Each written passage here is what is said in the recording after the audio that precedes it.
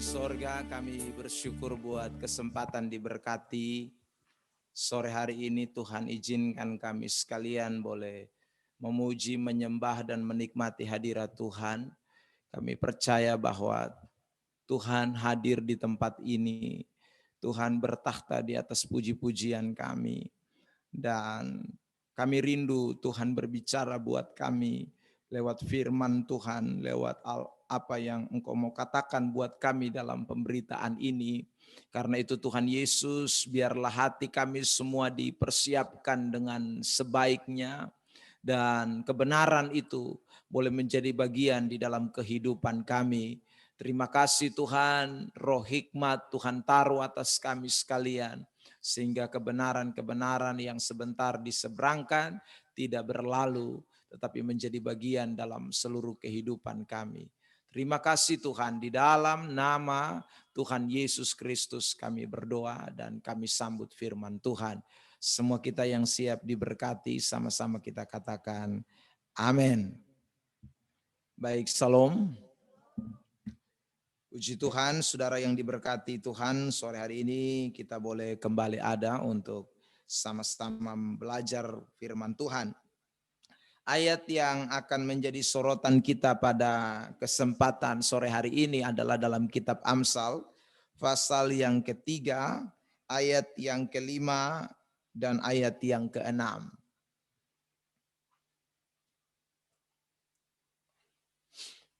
Kitab Amsal pasal 3 ayat 5 dan ayat yang ke-6. Mari kita baca dua ayat ini bersama-sama di dalam hitungan yang ketiga. Kitab Amsal pasal yang ketiga ayat 5 dan ayat yang ke-6. Baik, kalau sudah temukan bisa katakan amin. Oke, 1, 2, 3. Percayalah kepada Tuhan dengan segenap hatimu, dan janganlah bersandar kepada pengertianmu sendiri. Ayat 6. Akuilah dia dalam segala lakumu, maka ia akan meluruskan jalanmu. Saudara yang diberkati Tuhan Yesus, ayat yang ke-6 bagian terakhir itu akan menjadi tema khotbah pada sore hari ini, yaitu ia akan meluruskan jalanmu. Kata ia di sana menunjuk kepada pribadi Tuhan. Karena itu kita bisa kasih tema atau kita ganti kata ia itu dengan kata Tuhan. Tuhan meluruskan jalanmu. Saudara yang diberkati oleh Tuhan Yesus Kristus, kalimat ini sangat penting buat kehidupan kita. Karena kalau kita memperhatikan kalimat ini, membuktikan atau memberikan pengertian buat kita bahwa tidak ada satu manusia di dunia ini yang bisa menentukan jalan hidupnya. Karena ayat ini mengatakan bahwa ia akan meluruskan jalanmu. Kata jalan ini menyangkut seluruh segi kehidupan kita. Di dalam seluruh kehidupan kita itu ada yang namanya rencana, ada yang namanya program, ada yang namanya keinginan, ada yang namanya kerinduan atau sesuatu yang mau dicapai, cita-cita. Nah, semuanya ini kalau bukan Tuhan yang meluruskan atau Tuhan yang menghendaki, Tuhan yang mengadakan, Tuhan yang membuat, maka itu sesuatu yang kayaknya tidak mungkin. Atau boleh saya pastikan itu sesuatu yang tidak mungkin. Karena itu ayat ini mengatakan bahwa ia yang akan meluruskan jalanmu. Ayat yang kontras dengan ayat ini adalah di dalam kitab Amsal 14 ayat 12. Mari kita lihat ayat ini. Kitab Amsal pasal yang ke-12, 14 ayat yang ke-12. Ya, kita baca lagi sama-sama dalam hitungan yang ketiga. 1, 2, 3. Ada jalan yang disangka orang lurus, tetapi ya, saudara, tadi dikatakan Amsal 3 bahwa Tuhan yang akan meluruskan. Kalau saya jelaskan kata meluruskan itu artinya Tuhan yang menghendaki. Jalan itu bicara tentang seluruh segi kehidupan kita. Maka kalau kita bandingkan dengan Amsal 14 ayat 12 ini, menunjukkan bahwa apapun yang kita mau lakukan dalam hidup ini, kalau kita pikir itu hanya dengan pikiran kita, hanya dengan kemampuan kita, kita berpikir rancangan ini sudah baik, kita berpikir cita-cita ini sudah baik, kita berpikir mungkin saudara masa depan kita karena program-program ide-ide kita baik.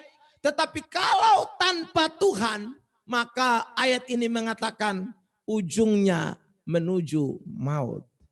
Karena itu hari ini saya mau mengajak kita semua lewat firman Tuhan ini bahwa biarkan Tuhan yang meluruskan jalan kita.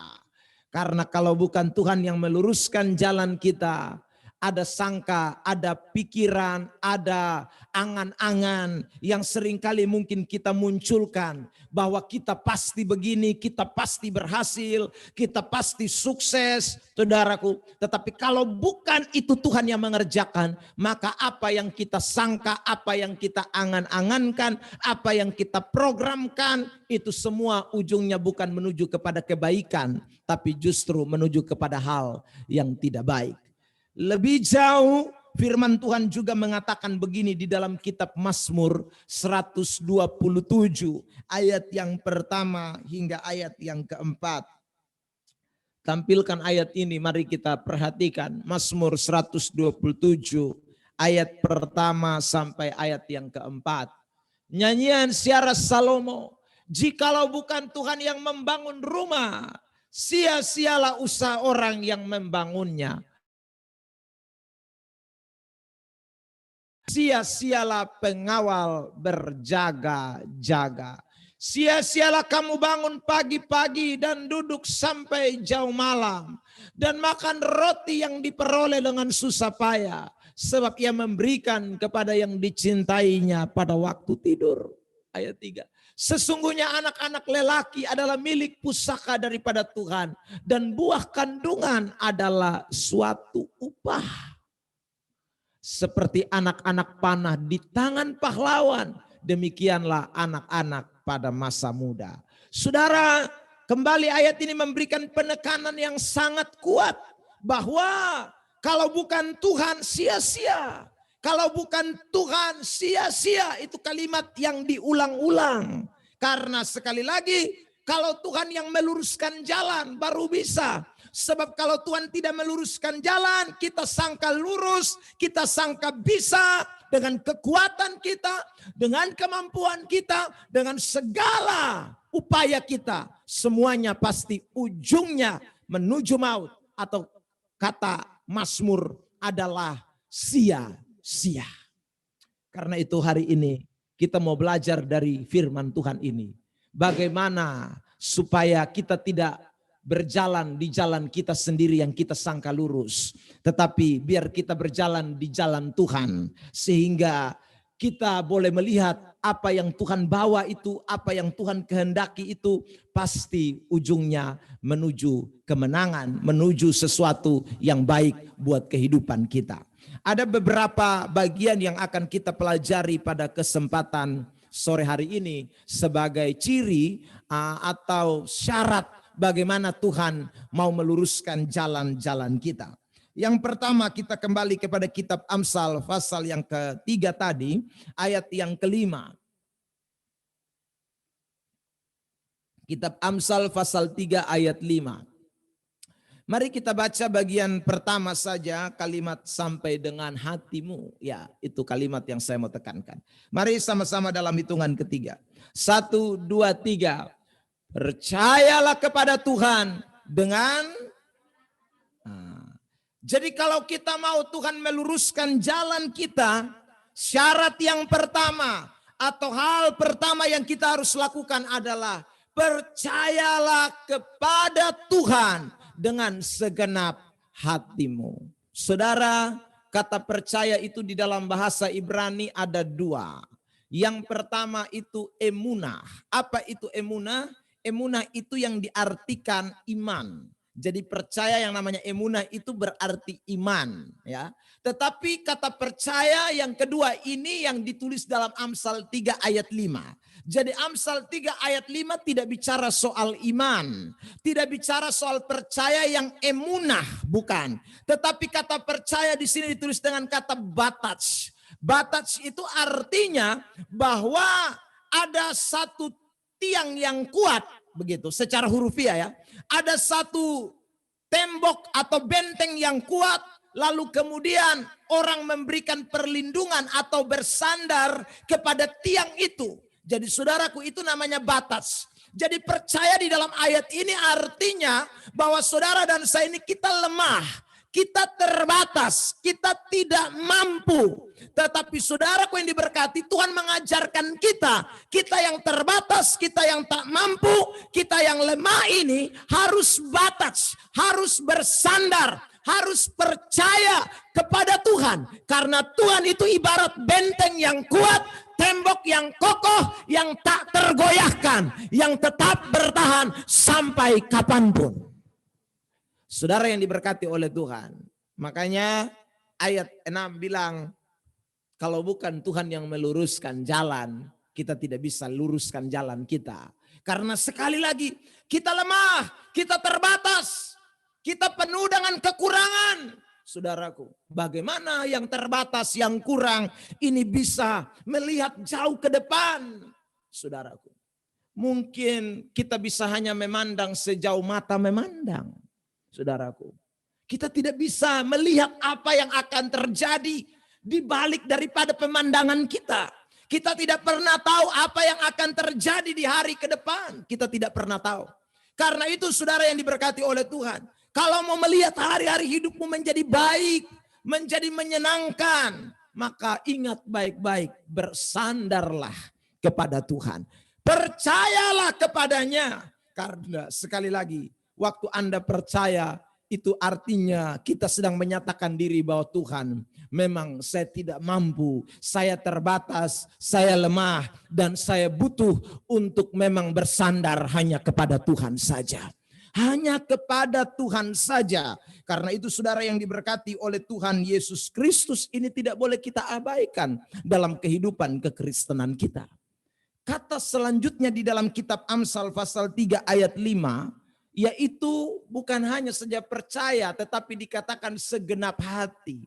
Jadi bersandar di sini, saudara, tidak main-main bersandarnya. Karena kata hati itu ditulis dengan kata lebab, yang artinya pikiran, perasaan, kehendak kita. Saudaraku, berarti seluruh pikiran, seluruh perasaan, seluruh kehendak kita sandarkan kepada Tuhan. Kita betul-betul serahkan total kepada Tuhan. Kita punya pikiran terbatas, kita punya kehendak terbatas, semuanya serba terbatas. Tetapi ada Tuhan yang tidak terbatas, yang mampu melakukan segala sesuatu dalam hidup kita. Dan taruhlah harapan saudara itu, sandaran hidup saudara itu kepada Tuhan. Saudara yang diberkati oleh Tuhan Yesus Kristus. Di tengah-tengah masa pandemi ini, mungkin sebagian orang sedang berpikir apa yang harus dilakukan di hari esok, hari depan, dan selanjutnya. Saudaraku, di tengah-tengah masa pandemi yang berkepanjangan ini, saudaraku, kita tahu bahwa ada begitu banyak ketimpangan yang mulai terjadi.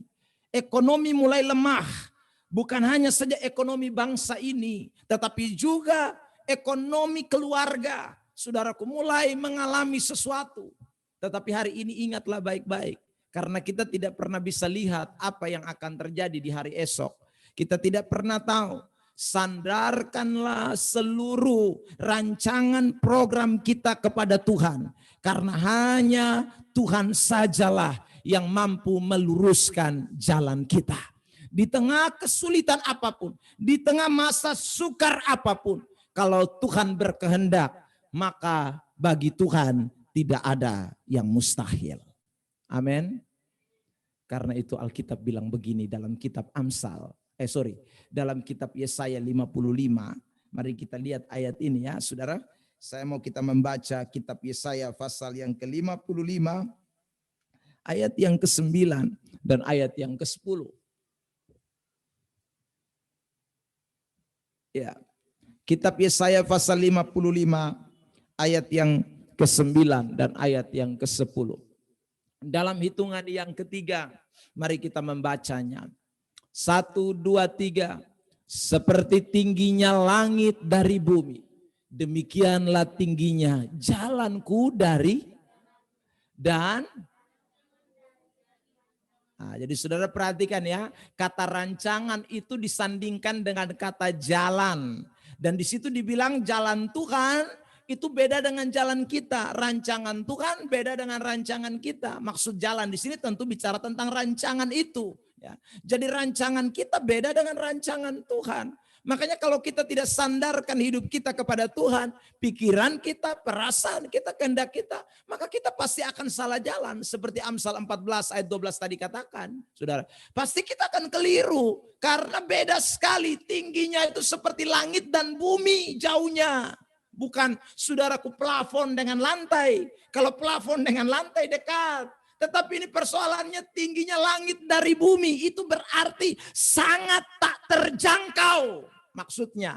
Artinya Anda dan saya tidak mungkin bisa sama seperti dengan apa yang Tuhan lakukan. Itu tidak bisa sama. Jauh, terlalu jauh. Nah. Ayat 10. Mari kita lihat. Yesaya 55 ayat 10. 1, 2, 3. Sebab seperti hujan dan salju turun dari langit. Dan tidak kembali ke situ. Melainkan mengairi bumi, membuatnya subur dan menumbuhkan tumbuh-tumbuhan, memberikan benih kepada penabur dan roti kepada orang yang mau makan. Ya saudara, seperti hujan salju turun dari langit tidak kembali ke situ, melainkan mengairi bumi, membuatnya subur dan menumbuhkan tumbuh-tumbuhan. Ini Tuhan sedang bicara soal rancangan Tuhan itu, ya saudara. Itu rancangan Tuhan, jadi beda sekali dengan rancangan kita. Tidak seperti yang kita programkan, tidak seperti yang saudaraku dan saya rancangkan, itu sangat beda. Saudara yang diberkati, karena itu hari ini saya mengajak kita semua yang hadir. Coba jangan belajar untuk mengandalkan kekuatan diri sendiri. Tetapi belajarlah untuk bersandar kepada Tuhan. Selalu ingat bahwa kita ini lemah dan kita perlu yang namanya batas. Bersandar kepada satu titik, satu benteng, satu tiang yang kuat. Dan itu tidak lain adalah Tuhan. Makanya pemazmur mengatakan Tuhan itu adalah kota benteng perlindunganku. Tuhan itu adalah kubu pertahananku. Saudaraku, maksudnya apa? Bahwa sekali lagi ayat itu sedang berbicara kepada kita. Bagaimana kita menyerahkan totalitas hidup kita kepada Tuhan. Menyerahkan dengan sungguh. Saudara yang diberkati. Ini penting. Kalau tidak, maka saudara tidak akan melihat sesuatu terjadi baik dalam hidupmu. Anak-anak muda, saya pesan buat saudara. Jangan andalkan kekuatan dan kebisaanmu. Karena kalau Anda tidak berserah total kepada Tuhan, Anda sangka ujungnya baik. Tapi ternyata itu sonde baik. Ya, saudara. Ingatlah baik-baik. Sebab kita tidak mampu. Hanya Tuhan saja yang mampu melakukan segala sesuatu di dalam kehidupan kita. Saya mau bandingkan dengan ayat ini lagi. Yesaya pasal 40. Ayat 31. Yesaya pasal 40. Ayat 31 mulai sampai dengan ayat yang ke-32. Perhatikan ayat ini. Tetapi orang-orang yang menanti-nantikan Tuhan itu mendapat kekuatan baru. Mereka seumpama Raja Wali yang naik terbang dengan kekuatan sayapnya. Mereka berlari dan tidak menjadi lesu. Mereka berjalan dan tidak menjadi lelah. Saudara yang diberkati, ayat 30, sorry. Ayat 30, Yesaya 40 ayat 30. Lihat ayat yang ke-30. Orang-orang muda menjadi lelah dan lesu, teruna-teruna jatuh tersandung. Ayat ini menggambarkan kita, saudaraku. Orang-orang muda jadi lelah, lesu, jatuh tersandung. Alkitab bilang, makanya kita mau kuat apa? Ya saudara, Ayat 31 itu menjadi penekanan dari kata bataj, bersandar kepada Tuhan. Karena waktu kita menyerahkan totalitas seluruh kehidupan kita kepada Tuhan, maka kita yang sebenarnya lemah, yang lesu, yang bisa jatuh tersandung, tetapi karena ada Tuhan yang menjadi sandaran hidup kita, maka kita akan punya kekuatan baru, seumpama Raja Wali yang naik terbang dengan kekuatan sayapnya. Amin. Amin. Bilang samping kiri kanan, jangan bersandar pada kekuatan sendiri. Kuat sedikit lah ya saudara. Ini penting saudara yang diberkati. Saya tunjukkan banyak ayat bahwa kita memang tidak bisa bersandar kepada kekuatan sendiri ya. Lihat lagi ini ayat, coba kita bandingkan. Yeremia 17 ayat 5 mulai. Supaya yang masih suka andalkan kekuatan sendiri, cobain hari belajar supaya bertobat, sudahlah. Sebab Anda tidak mampu apa-apa. Yeremia 17, lihat. Ayat 5 mulai saudaraku, sampai dengan ayat 6. Nanti ayat 7 saudara baca sendiri. Tapi saya mau singgung soal orang yang mengandalkan kekuatan sendiri dan tidak berserah. Yeremia 17 ayat 5 dan 6. Beginilah firman Tuhan, terkutuklah orang yang mengandalkan manusia, yang mengandalkan kekuatannya sendiri, dan yang hatinya menjauh daripada Tuhan. Ayat 6 silahkan. 1, 2, 3.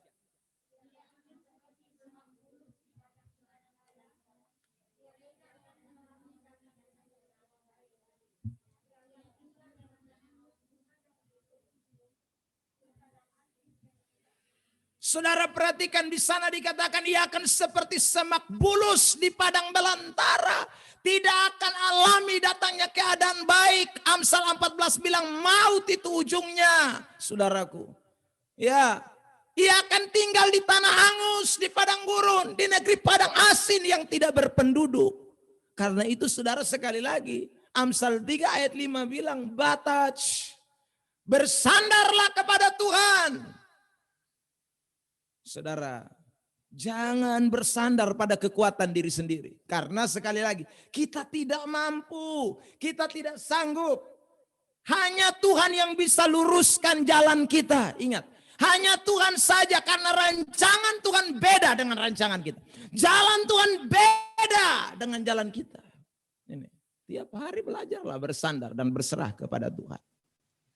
Kalau tidak, maka saudara tidak akan lihat sesuatu yang baik terjadi dalam hidup saudara. Kalau bukan Tuhan, sekali lagi tidak mungkin bisa. Kalau bukan Tuhan, rancangan kita menjadi rancangan yang sia-sia. Karena itu hari ini poin pertama yang tidak boleh kita lupakan. Mau Tuhan luruskan jalan, sekali lagi berserah kepada Tuhan. Berserah kepada Tuhan. Ya, setiap hari berserah kepada Tuhan. Serahkan pikiran, perasaan, kehendak semuanya total kepada Tuhan. Karena sadar kita bahwa kalau saya andalkan kekuatan saya tidak akan lihat keadaan baik. Saya kalau andalkan kekuatan saya sangka lurus, tapi ujung maut. Kalau saya andalkan kekuatan saya akan seperti semak bulus di di padang belantara. Seperti firman Tuhan tadi kita baca. Ya. Berapa banyak orang yang masuk rumah tangga lalu kecewa. Ya. Karena dia tidak mengandalkan Tuhan. Saudara yang diberkati. Sampai rumah tangga susah 1-2 tahun baru dia bilang, kalau be tahu dia dulu begini mangkali beson mau dan dia. Lu baru kaget Bapak. Ya saudaraku. Kenapa? Karena lu hanya bisa lihat sepandang sejauh mata memandang. Tidak bisa sampai jauh. Saudara. Ada banyak orang kecewa, saudaraku. Coba dulu beta jangan begini baik. Ya, saudara, kenapa? Karena dia tidak andalkan Tuhan. Mulailah segala sesuatu dengan bersandar kepada Tuhan. Batas. Sebab tanpa itu Anda tidak akan lihat sesuatu yang baik terjadi dalam hidupmu. Saudara yang diberkati oleh Tuhan.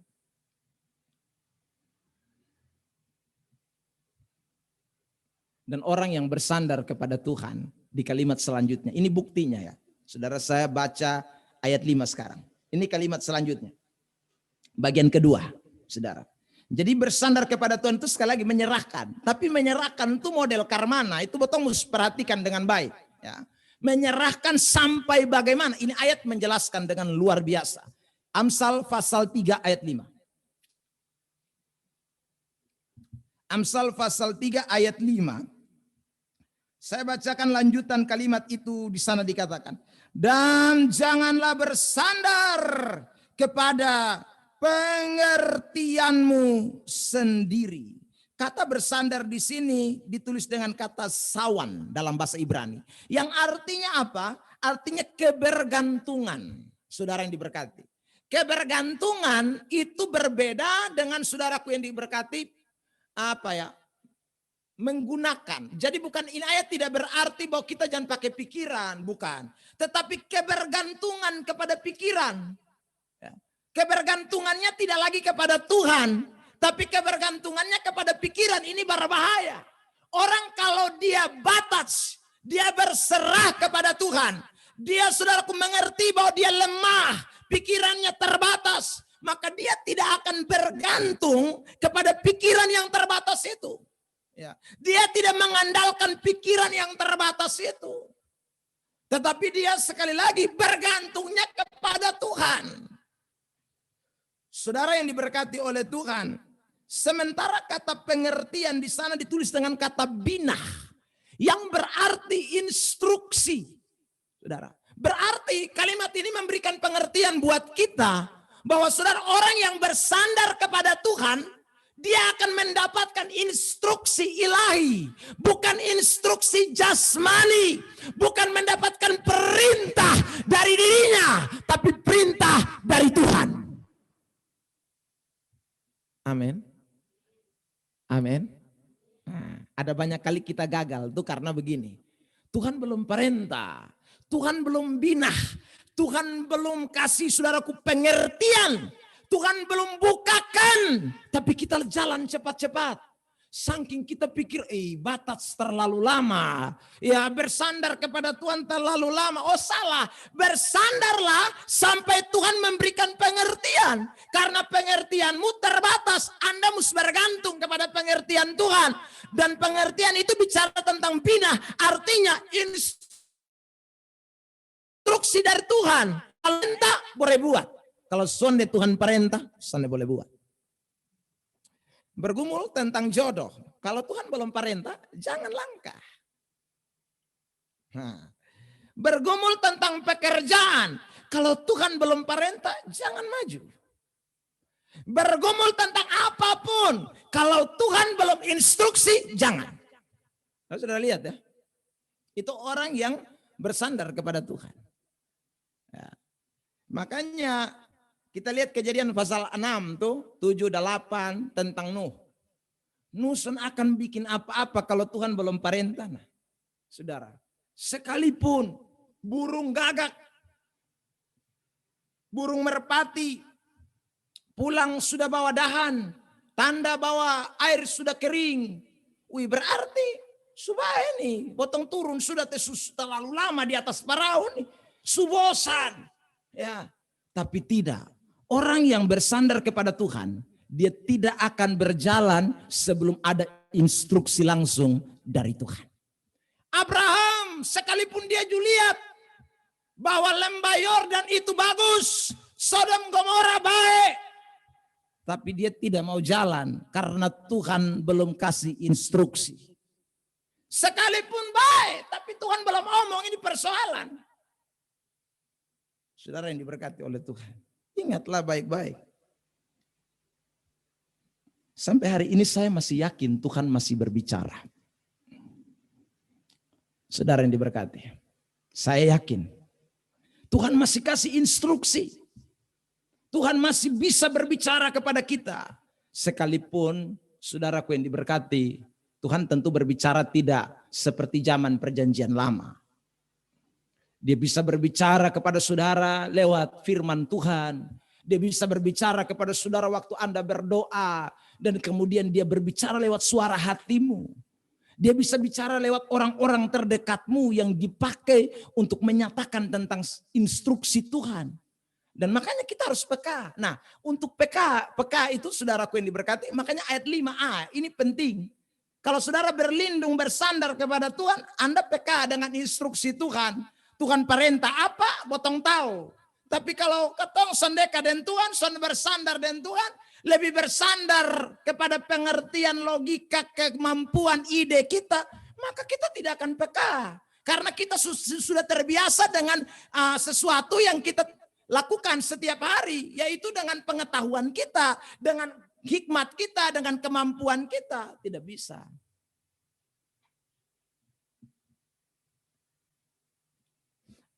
Ayat ini suka dikutip oleh orang-orang Kristen waktu berdoa. Coba kita lihat ya. 2 Korintus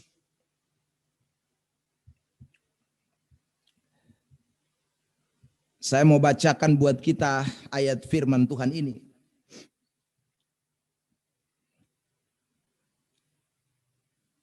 Sabar saya.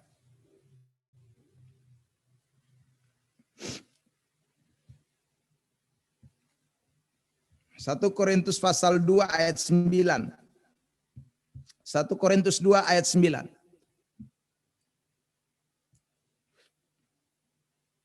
1 Korintus 2 ayat 9. Tetapi seperti ada tertulis, apa yang tidak pernah dilihat oleh mata dan tidak pernah didengar oleh telinga dan yang tidak pernah timbul di dalam hati manusia. Semua yang disediakan Allah untuk mereka yang mengasihi Dia. Ayat itu mengatakan bahwa apa yang tidak pernah dilihat mata, tidak pernah didengar telinga, tidak pernah timbul di dalam hati, itu Tuhan sediakan buat orang yang mengasihi Tuhan. Tapi pertanyaannya begini, apa yang kita tidak pernah lihat selama kita ada di dunia ini, saudaraku? Saya rasa semua kita lihat habis. Sekalipun mungkin kita belum miliki, iya. Saudara, kita belum capai, iya. Kita belum sampai, iya. Saya sudah lihat Amerika ulang-ulang, tapi belum pergi ke Amerika. Lihat dari mana? Lewat Facebook, lewat WA, lewat saudaraku televisi, ya lewat YouTube. Kita lihat Amerika, saudaraku. Tapi kita belum sampai ke sana. Kita sudah lihat persoalan. Apa yang belum kita dengar dari telinga? Rasanya semua kita sudah dengar. Saudara sudah pernah dengar uang 3 triliun? Saya rasa saudara dengar ulang-ulang. 100 triliun juga kita dengar. Ya, tetapi hanya belum dapat itu uang sah. Dengar sudah. Timbul dalam hati, saudaraku. Tapi ayat ini bilang tidak pernah didengar, tidak pernah timbul, tidak pernah dilihat. Kira-kira apa yang tidak pernah? Coba kita mundur ayat 5 dan ayat 6. Saudara lihat ayat yang ayat 6 dan ayat 7. Minta maaf. Ayat 6 dan ayat 7. Kita lihat konteksnya. Ayat 6 ayat 7. Sungguh pun demikian kami memberitakan hikmat di kalangan mereka yang telah matang. Yaitu hikmat yang bukan dari dunia. Jadi yang belum pernah dilihat, belum pernah didengar, yang belum pernah timbul dari dalam hati itu hikmat dari atas, bukan hikmat dari dunia. Itu yang Paulus katakan. Dan yang bukan dari penguasa-penguasa dunia, yang bukan dari penguasa-penguasa dunia, yaitu penguasa-penguasa yang akan ditiadakan. Tetapi yang kami beritakan ialah hikmat Allah yang tersembunyi. Jadi yang tersembunyi ini yang tidak pernah dilihat, tidak pernah didengar, tidak pernah timbul di dalam hati. Itu yang ayat 9 bilang, disediakan Allah. Berarti kalau kita mengasihi Tuhan, Tuhan kasih hikmat, Tuhan kasih pengetahuan, Tuhan kasih sesuatu yang tidak seperti yang dikasih kepada dunia. Saudara, itu yang tadi saya katakan, kepekaan saudara terhadap suara Tuhan. Jadi saudara, kadang-kadang orang lain tidak tahu, hanya kita yang tahu. Itu namanya hikmat yang tersembunyi. Ya. Itu namanya instruksi yang tersembunyi. Itu yang namanya pengertian. Binah dalam bahasa Ibraninya. Dalam Amsal pasal 3 ayat 5. Dan ini saudara tidak dapat di sekolah manapun. Ya saudara. Tidak dapat. Saya bilang kepada mahasiswa. Tempat saya mengajar. Saya bilang begini sama mereka. Saudara tahukah kenapa Alkitab itu 66 kitab tapi dikhotbahkan tidak pernah habis? Padahal Anda belajar di sekolah teologi itu paling top 4 tahun, 5 tahun paling lama. Tetapi sekali lagi kita khotbah sampai kita mati. Kayaknya ada lagi generasi baru, ada lagi generasi baru yang muncul. Dan selalu saja kebenaran itu ada. Karena satu, Alkitab itu bukan hikmat yang datang dari dunia. Paulus berkata, Itu hikmat yang tersembunyi, rahasia ilahi yang hanya diberitahukan kepada orang-orang yang mengasihi Dia. Karena itu, kalau mau jadi orang-orang percaya yang dapatkan hikmat dari atas, bukan hanya Anda sekolah teologi, saya bilang sama mereka, tapi harus bersandar mutlak kepada Tuhan. Sebab kalau tidak bersandar mutlak kepada Tuhan, maka hikmat teologi terbatas, pengertian teologi terbatas, baca Alkitab kita punya hikmat untuk menelaah terbatas. Tetapi ada sumber hikmat yang tidak terbatas yang akan memberikan pengertian-pengertian, instruksi-instruksi kepada kita. Sehingga kita bisa melakukan segala sesuatu, berjalan melalui apa yang Tuhan kehendaki, bukan apa yang kita mau. Karena itu hari ini, anak-anak Tuhan, kalau saudara sedang ada dalam pergumulan, bergumullah sampai Tuhan berikan pengertian buat saudara. Bergumullah sampai Tuhan kasih instruksi buat saudara. Bergumullah sampai Tuhan nyatakan jalannya kepada saudara. Sebab kalau belum itu, maka itu tandanya Anda tidak boleh berhenti bergumul. Itu tandanya harus tetap berserah. Itu tandanya bahwa harus tetap, saudaraku, bersandar kepada Tuhan. Bergantung kepada Tuhan. Kalau kita mau melihat jalan-jalan kita diluruskan oleh Tuhan. Amin. Amin. Tanya samping kiri kanan, sudah capek kok? Sudah capek bergumul kok? Tanya, sudah capek bergumul kok? Jangan capek bergumul. Ya, kalau saudara sampai hari ini belum dengar pengertian dari Tuhan, instruksi dari Tuhan, jangan berhenti bergumul. Itu tandanya bahwa saudara belum lihat jalan yang lurus, belum. Jangan coba-coba mau angkat jalan, jangan. Sebab kalau Anda angkat jalan tidak tanpa instruksi Tuhan, tanpa pengertian dari Tuhan, percayalah pasti masuk jurang. Pasti maut. Saudara yang diberkati. Jadi jangan.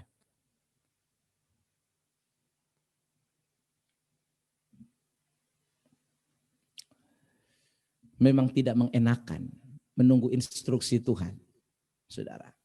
Tetapi percayalah, kalau Tuhan yang menginstruksikan, tidak ada yang mustahil bagi Tuhan. Amin. Saya sudah bergumul lama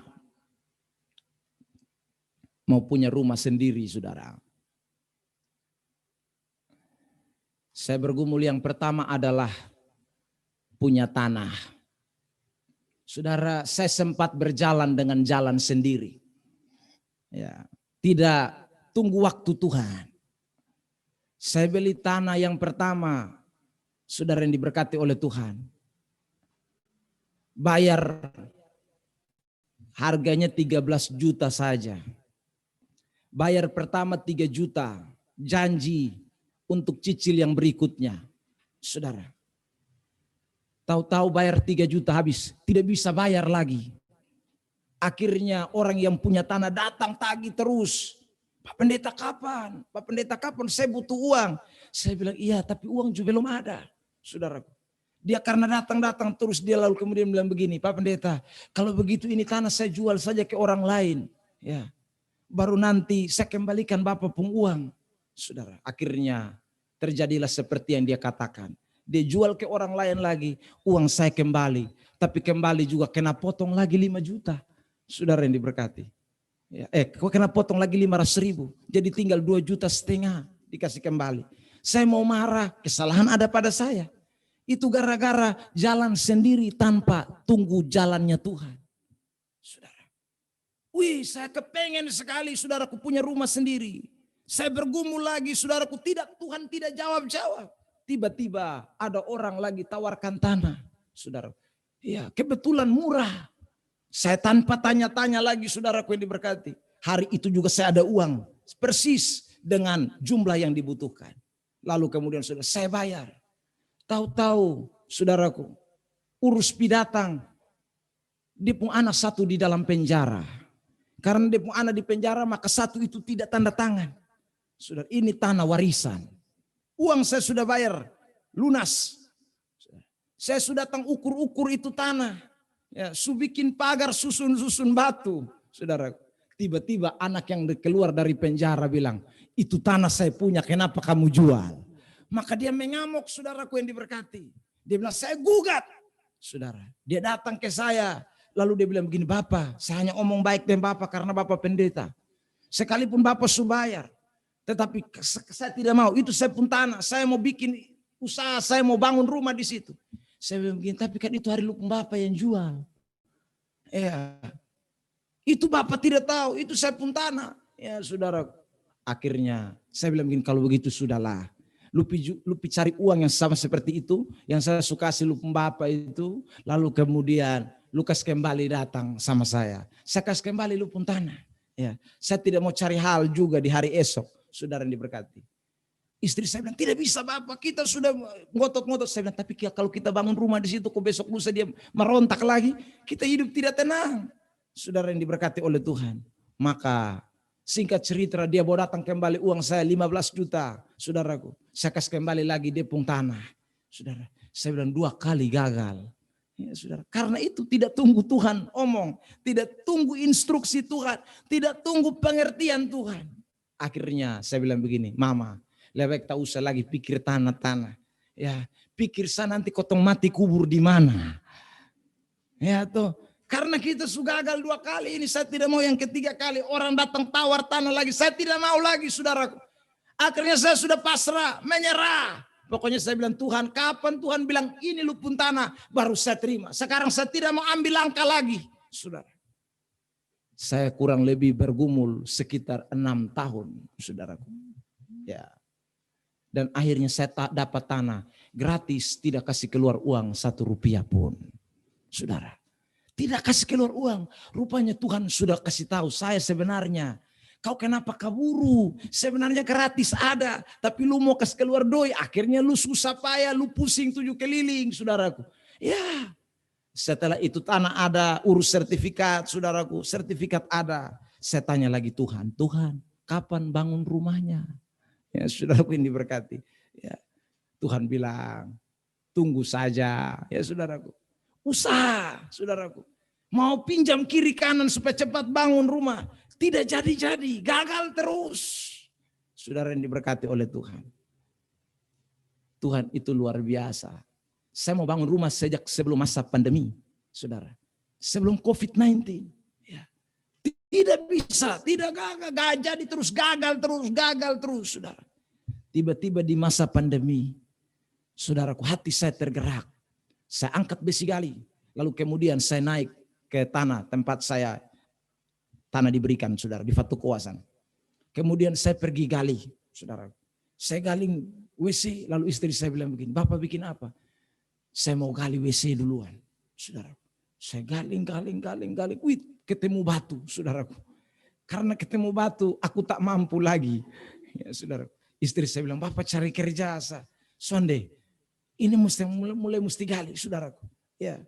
Lalu kemudian saudaraku yang diberkati, orang kemudian lewat lalu dia tanya saya, ini lubang apa Bapak? Tadi saya rencana gali WC. Ya. Lalu tiba-tiba saya bilang begini, ini lubang air. Ya saudaraku, bak. Ya. Saudaraku lalu bilang, kalau begitu Bapak biar saya yang gali. Saya bilang, lu gali saya bayar berapa lu? Dia bilang, sudah Bapak kasih saya gali saudaraku yang diberkati oleh Tuhan. Maka sebenarnya main gila, ini galin 2 meter. Ya, kalau mau bikin bak ini berarti mesti 2 meter. Bawah 2 meter, keliling 2 meter, saudara. Dia bilang, soalnya Bapak, beta ju tiba-tiba Tuhan bilang, lu lewat di sini. Jadi beta lewat ju, beta lihat ada lubang. Jadi beta tanya, ini siapa yang gali ini lubang? Dong bilang, Bapak pendeta yang gali. Jadi beta tanya sekarang Bapak. Jadi Bapak tahu saya pikir doi beta yang gali. Saudara yang diberkati oleh Tuhan. Wah, ini kalau bukan Tuhan tidak mungkin. Tiba-tiba dia datang lihat saya pun lubang di situ saudaraku. Lalu kemudian dia minta gali. Jadi akhirnya dia gali saudara. Dia gali sudah mau selesai. Saya juga kebingungan. Karena hari itu saudaraku kalau dia selesai saya tidak kasih dia apa-apa pun. Hati saya rasanya tidak plong. Ya saudara. Dia bilang Bapak kayaknya ini sebentar malam sudah selesai. Saya bilang begini. Lu jangan selesai cepat-cepat dulu. Ya saudara. Nah soalnya Bapak sudah selesai ini. Ya, Bapak ingat kok kasih turun batu sudah supaya kita bikin bak. Saudara yang diberkati oleh Tuhan. Ya. Kemudian saudara, betul. Begitu dia mau selesai malamnya. Saudara yang diberkati, seorang anak Tuhan telepon saya hari itu. Ya, mungkin saya sudah pernah kesaksian di tempat ini. Ajak saya makan di ikan di pantai apa itu yang sekarang sudah dibongkar di depan Hotel Aston, saudara.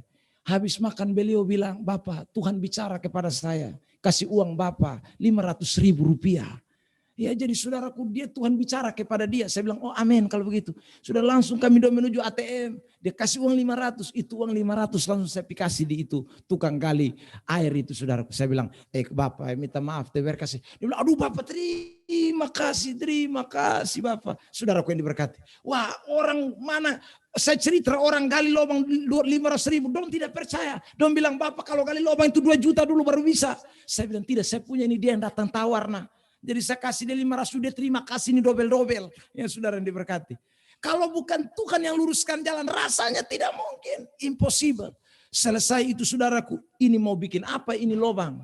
Ya saudaraku. Karena saya juga tidak tahu kerja. Mau kasih naik batu juga tidak tahu. Cari tukang orang soal bilang, Bapak ini sekitar 5 juta. Saya juga pikir kiri kanan lagi. Saudara, tapi saya bilang, Tuhan engkau yang sudah memulai sesuatu yang baik. Saya doa-doa tiba-tiba seorang anak Tuhan telepon saya. Dia bilang, Bapak, saya dengar bilang Bapak mau bangun rumah. Saya bilang begini, lu dengar dari siapa? Dia bilang, soalnya beta dengar orang cerita bilang Bapak mau bangun rumah. Saya bilang begitu, kalau begitu lu datang kok kita doa omong. Ya, dia datang lalu saudaraku saya bilang, saya belum bangun rumah, hanya saya mau bikin bak. Oh itu sudah Bapak, saya bikin sudah. Ya saudara, jadi dia bikin bak habis, saya bayar dia juga cuma 200.000 rupiah. Saudara yang diberkati oleh Tuhan. Saya kasih itu uang 200.000 juga, dia bilang terima kasih Bapak. Oh aku ya tuh terima kasih dobel-dobel. 200.000 saudaraku yang diberkati. Siapa yang gila lu kerja dia pun bekerja bak begini besar, bayar cuma 200.000. Saudaraku, saya bilang begini, saudaraku yang diberkati. Saya bukan tidak mau kasih lu doi banyak, tapi persoalan doi juga tidak ada. Bilang Bapak tak usah, ini memang beta sungguh-sungguh mau bantu pekerjaan Tuhan. Nah, beta ini bak nanti Bapak dong pakai mandi buat pipi layanan, Bapak dong mandi, taruh air di sini. Bak ini beta ikut bagian dalam pekerjaan Tuhan. Saudara, kalau Tuhan yang meluruskan tuh enak-enak saja.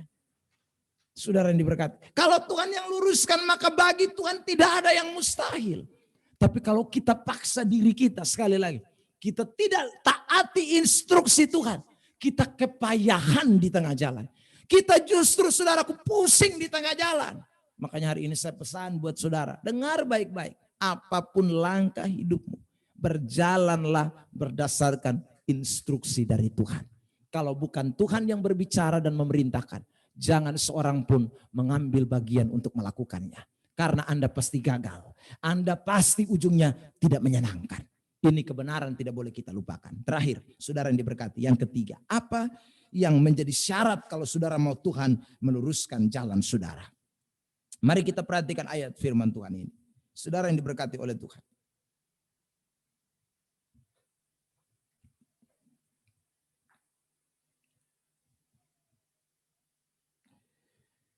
Mari kita lihat Amsal pasal yang ketiga ayat 6. Tampilkan.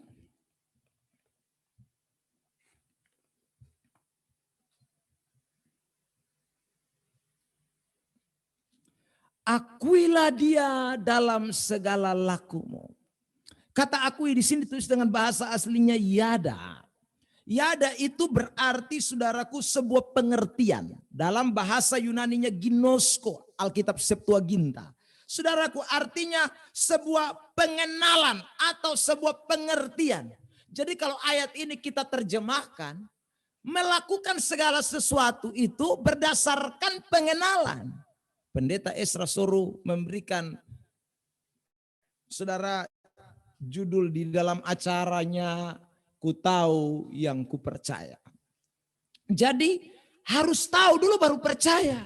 Lakukan segala sesuatu itu bukan karena lakukan karena apa? Karena tahu, karena pengetahuan. Itu harus penting. Ya saudara.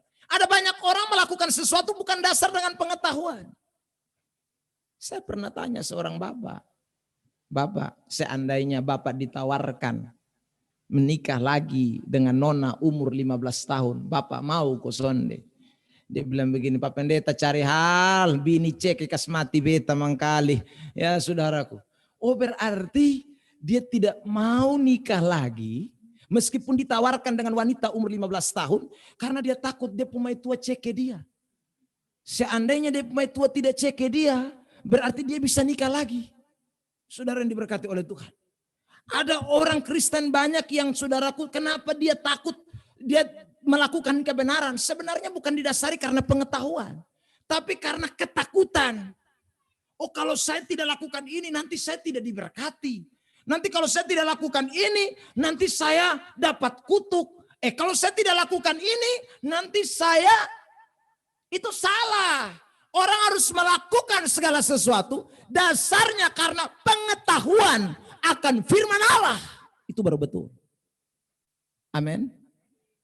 Mungkin saya juga pernah bilang di tempat ini. Ada banyak orang nih pakai helm karena dia takut polisi tilang. Lu salah itu. Pakai helm itu karena aturan perundang-undangan di negara Republik Indonesia. Barang siapa berkendaraan roda 2 wajib pakai helm. Ya, tapi buta huruf dong tidak. Kalau dong lihat polisi baru dong belok kiri dong lari salah-salah. Dong ular hijau dong main tilang. Saudara, Anda keliru. Itu undang-undang bukan ular hijau pun cara buat. Saudara yang diberkati oleh Tuhan. Jadi ingatlah baik-baik. Lakukan segala sesuatu itu berdasarkan pengertian. Kenapa saya beribadah hari ini? Karena saya tahu apa yang Alkitab perintahkan. Karena itu bagian daripada firman Allah. Saya tahu. Kenapa saya melayani Tuhan? Karena itu firman Allah yang ngomong. Kenapa saya berkorban? Kenapa saya melakukan ini, itu? Itu karena firman Tuhan. Bukan karena ketakutan. Amin. Makanya Tuhan kadang son mau luruskan kotong pun jalan. Itu karena botong pun cara berpikir kotong lakukan sesuatu dengan keliru. Saudara. Bukan dengan yada. Bukan karena pengetahuan. Bukan karena ginosko. Bukan karena knowledge. Bukan. Saudaraku yang diberkati. Hanya karena didorong oleh rasa takut yang tinggi. Itu salah. Termasuk kenapa Anda pakai masker. Saudara, ingat baik-baik. Ya, sekalipun mungkin dari satu sisi, kita percaya Tuhan itu perlindungan kita. Tapi sekali lagi kita hidup di negara Republik Indonesia yang aturannya jelas. Keluar rumah mesti pakai masker. Mari kita taat, saudaraku. Mari kita taat. Ya. Mari kita taat.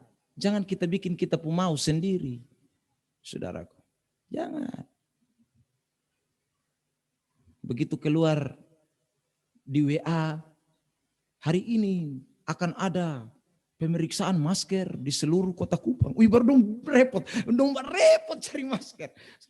Hai, saudara, ingatlah baik-baik. Kita lakukan segala sesuatu yang baik itu berdasarkan sesuatu yang kita tahu baik. Ya, ada sebuah pengetahuan yang mendasarinya. Jadi itu tidak boleh dilupakan. Baru Tuhan luruskan jalan. Ya, wih, bepu ana dong, nih dong lakukan ini firman ini karena dong tahu kebenaran. Ya dong motivasi bagus. Dong pi ibadah tuh bukan karena dong motivasi lain. Karena memang dong tahu firman. Alkitab bilang kuduskanlah hari Sabat. Alkitab bilang jangan jauhkan diri dari pertemuan-pertemuan ibadah. Itu Alkitab ngomong jelas. Makanya kita pi ibadat. Tidak ada motivasi-motivasi yang lain yang tersembunyi di balik itu. Itu Tuhan punya kemauan. Karena itu hari ini jangan lupa ini kebenaran. Kalau Tuhan mau luruskan saudara punya jalan. Rancangan Tuhan mau dinyatakan dalam hidup ini, pesan 3 ini tidak boleh dilupakan. Yang pertama, ingat, sandarkan seluruh hidupmu kepada Tuhan. Yang kedua, ingat, tunggu Tuhan instruksi kepada saudara. Perintah Tuhan itu penting, binah itu penting, pengertian hikmat Tuhan itu penting. Tanpa itu kita akan jalan salah. Dan yang ketiga, ingat, lakukan segala sesuatu yang baik. Lakukan semua bukan karena rasa takut mati, takut neraka, takut segala macam, bukan. Tetapi karena kita tahu bahwa itu adalah kebenaran, itu firman Allah yang kita sudah terima, yang kita dengar, yang kita baca, yang kita renungkan, yang kita khotbahkan. Mari kita lakukan itu dengan sungguh-sungguh. Karena dengan demikian Tuhan pasti akan luruskan jalan saudara untuk melihat kebaikan, lepas kebaikan dalam hidup ini. Amin. Makanya ayat 7, saya tutup. Amsal 3 ayat 7. Lihat. Amsal 3 ayat 7. tampilkan ayat ini, kita lihat. Janganlah engkau menganggap dirimu sendiri bijak. Takutlah akan Tuhan dan jauhilah kejahatan. Ini kesimpulannya.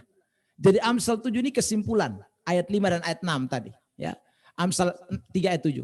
Sekarang jangan anggap diri bijak. Lebih baik saya takut Tuhan. Hormati Tuhan. Dekat dengan Tuhan. Bersandar kepada Tuhan. Dan jauhi semua kejahatan karena pengenalan. Atau knowledge.